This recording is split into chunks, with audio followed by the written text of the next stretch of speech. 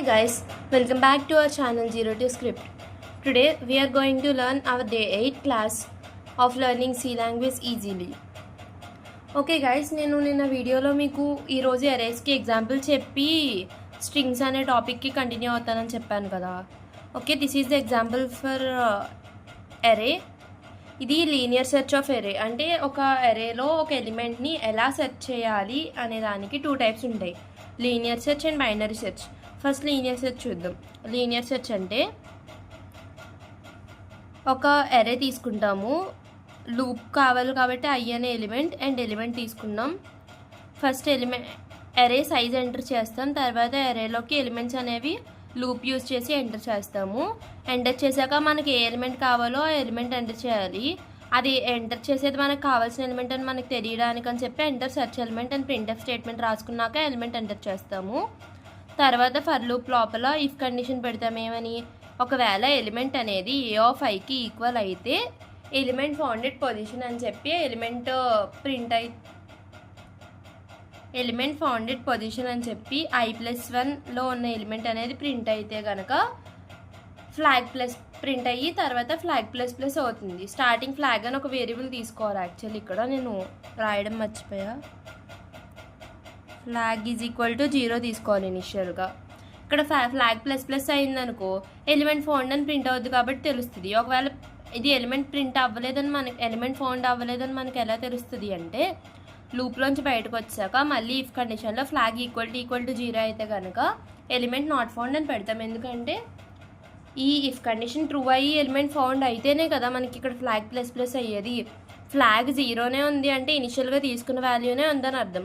ఇనిషియల్గా తీసుకున్న వాల్యూవే ఉందంటే అక్కడ ఫ్లాగ్ ప్లస్ జరగల, అంటే ఈ కండిషన్లోకి అసలు వెళ్ళలేదు, అంటే కండిషన్ ఫెయిల్ అయింది అని అర్థం. It is a program for linear search. And the next thing is binary search. Binary సెర్చ్లో కూడా సేమ్ ఇలాగా తీసుకుంటాం, కాకపోతే లో హై అని చెప్పి ఇంకో 2 ఎలిమెంట్స్ ఎక్స్ట్రా తీసుకుంటాము. దీంట్లో అంతే, ఎరే సైజ్ ఎలిమెంట్స్ ఎంటర్ చేస్తాం, తర్వాత సెర్చ్ ఎలిమెంట్ ఇస్తాము. సెర్చ్ ఎలిమెంట్ ఇచ్చిన తర్వాత లో ఈజ్ ఈక్వల్ టు 0, అంటే దీంట్లో ఎరే ఇండెక్స్లో లో ఇండెక్స్ అంటే 0, హై అంటే కనుక n-1, అంటే ఇండెక్స్ నెంబర్ అనేది సైజ్ కన్నా ఒకటి తక్కువ ఉంటుంది. అంటే 0తో స్టార్ట్ అవుద్ది కదా ఇండెక్స్ నెంబర్, కానీ కౌంట్ చేసేటప్పుడు 1తో కౌంట్ చేస్తాం. కాబట్టి ఇప్పుడు ఒక 5 బాక్సెస్ ఉన్నాయనుకో మనకు కౌంట్ 5 వస్తుంది, కానీ ఇండెక్స్ నెంబర్ 4 దగ్గర ఆగిపోద్ది. సో అందుకని హై దగ్గర n-1 అని తీసుకున్నారు. While low less than equal to high అయితే కనుక కండిషన్ కరెక్ట్ అయితే లోపలికి రావాలి. లోపలికి వచ్చాక ఏమవుద్దంటే mid is equal to low plus high by 2, అంటే 0 + n-1/2 చేస్తాం. చేసిన తర్వాత if element is equal to a of mid అయితే కనుక ఎలిమెంట్ ఫౌండెడ్ పొజిషన్ అని చెప్పి mid+1లో ఉన్న ఎలిమెంట్ ప్రింట్ చేస్తాము, ఫ్లాగ్ ప్లస్ చేస్తాం. లేదు అంటే లో is equal to mid+1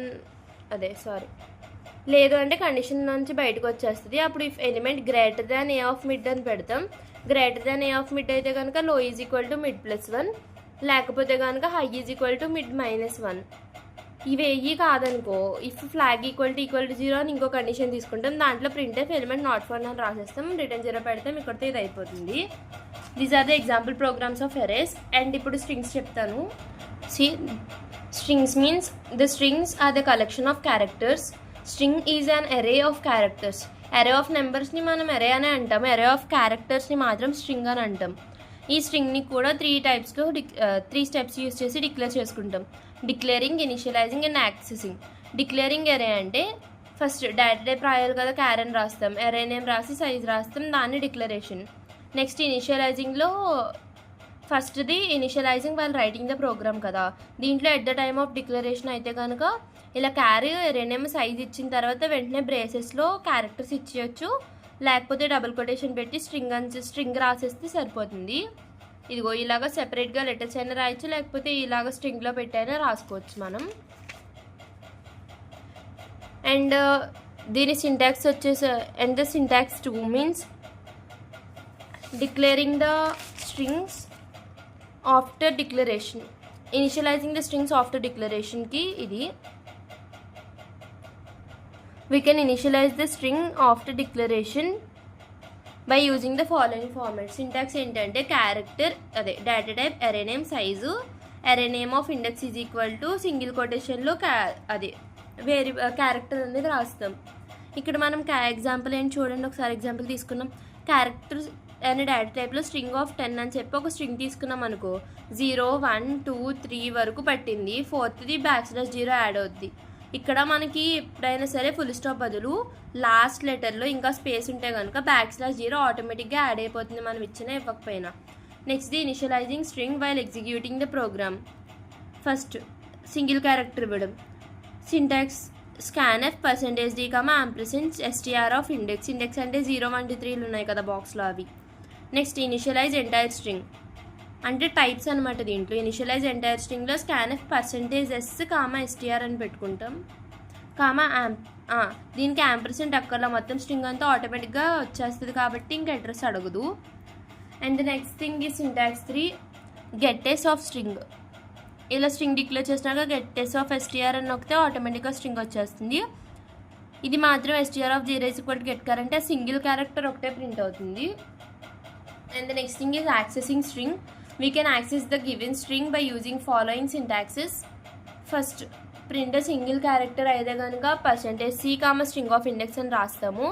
print entire string అయితే %s, str.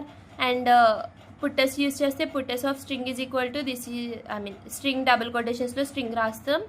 And next put char అయితే కనుక పుట్ క్యార్ ఆఫ్ క్యార్ అయితే కనుక క్యార్ str అని చెప్పి బ్రాకెట్ పెట్టేసి is equal to string రాసుకుంటాము.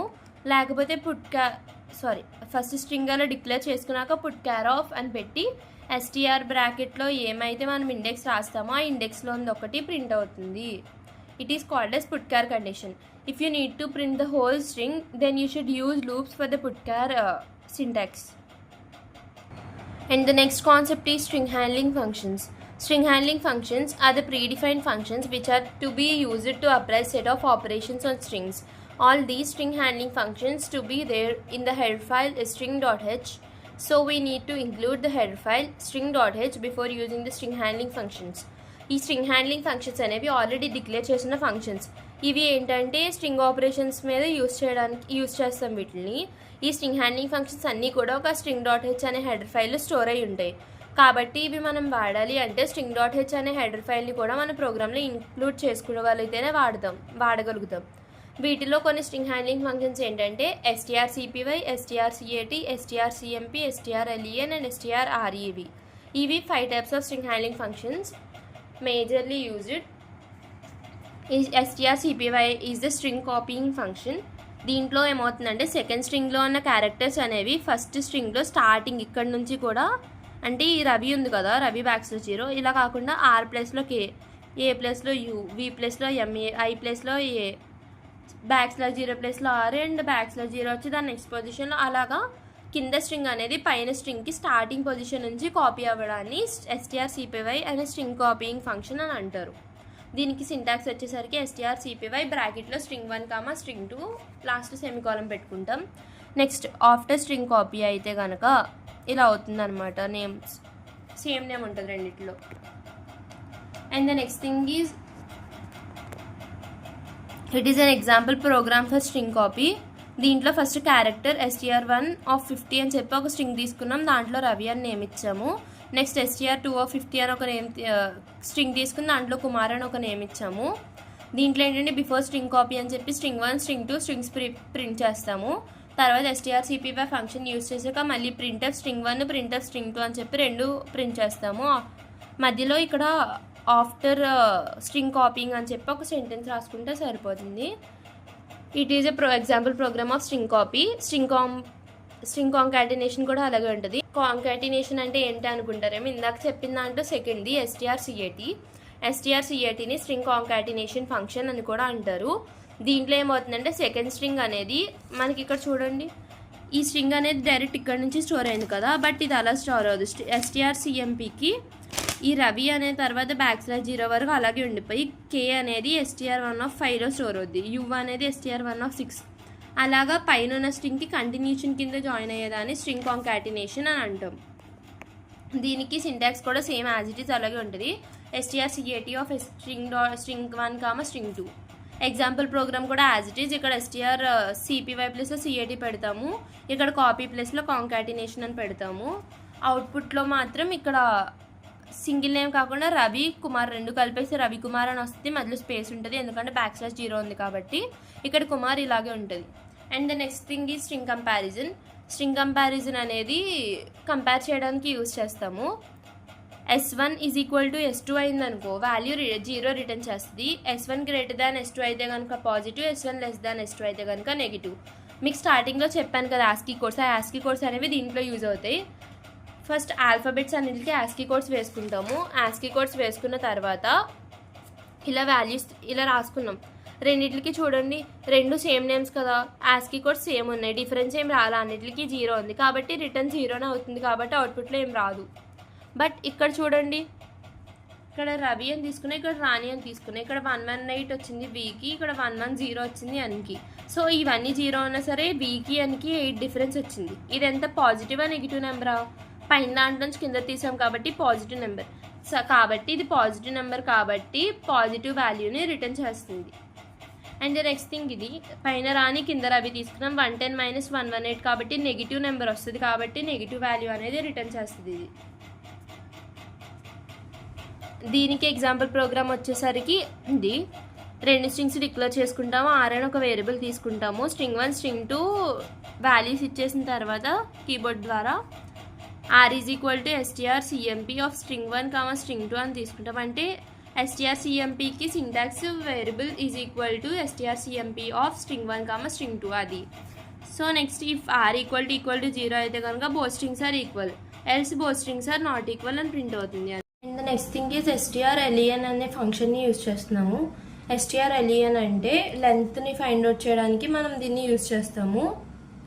And here the syntax is variable = strlen of string అనే సింటాక్స్ యూజ్ చేస్తాము. దీనికి ఎగ్జాంపుల్ ప్రోగ్రామ్ వచ్చేసరికి stdio.hతో పాటు string.h అనే ఫంక్షన్ కూడా తీసుకుంటాము హెడర్ ఫైల్ కింద.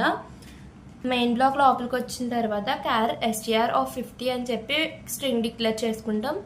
తర్వాత లెంత్ అనేది ఇంటిజర్ వేరియబుల్ కాబట్టి ఇంట్ లెంత్ అని తీసుకున్నాము. ప్రింట్ఎఫ్ ఎంటర్ ద స్ట్రింగ్ని ఇలా కూడా ప్రింట్ చేసుకోవచ్చు. అంటే ఇలా ప్రింట్ చేసేటట్టు అయితే కనుక స్ట్రింగ్ ఆటోమేటిక్గా మొత్తం ప్రింట్ అయిపోతుంది.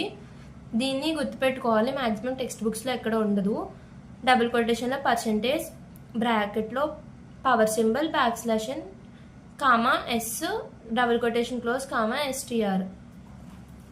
And the next thing is length = strlen of str.